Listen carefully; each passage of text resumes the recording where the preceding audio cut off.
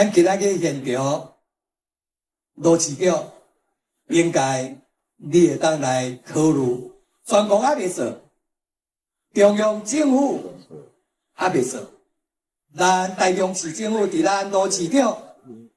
伊的带领之下，应该会当加做全国的第一个，将这个过去受到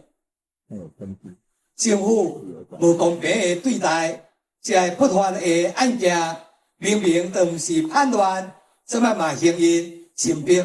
不管是来配合因的名誉，其实是经过处转会来宣布迄当时的罪行，法官当中是无效的，所以这不应该搁留着记录，这免咱家属来主动申请，应该咱政府，特别是地方政府。嘛，管会着咱的户政单位下令全部伫短期间内底来予伊取消。